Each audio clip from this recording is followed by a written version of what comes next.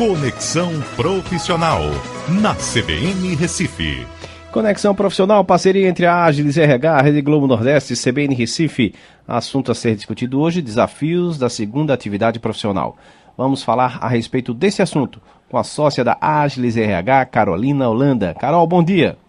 Bom dia, Mário. Bom dia, ouvintes. Olha, Carol, a gente sabe que em momentos de crise ou não, ter uma segunda atividade é uma prática frequente entre os profissionais para complementarem a renda familiar. É comum vermos, por exemplo, pessoas trabalharem nas folgas ou após o expediente sem tempo de descanso. Entretanto, lidar com jornadas múltiplas de trabalho é realmente um desafio para quem não quer colocar em risco a principal fonte de renda. E aí eu pergunto a você, de modo geral, Carol, como as empresas enxergam esse tipo de prática, hein?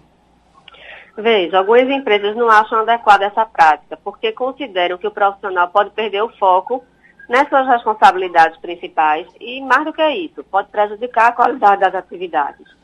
Agora, muitas vezes o contrato de trabalho ele não exige formalmente uma exclusividade, mas eu recomendo que nessa situação o profissional procure entender a política da empresa ou das empresas, se forem duas empresas, em relação a essa questão.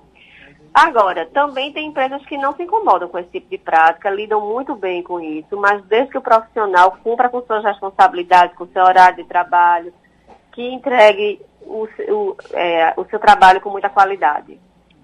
Uhum. Bom, e quais são as consequências negativas de ter duas atividades profissionais para fazer, e que consequências, né, elas podem trazer para o empregado?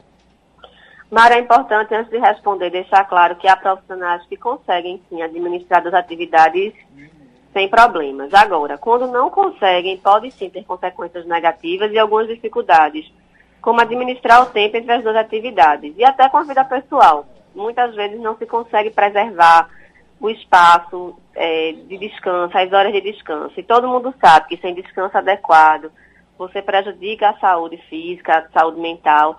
Ficamos, por exemplo, com um humor muito alterado, o que pode impactar no desempenho.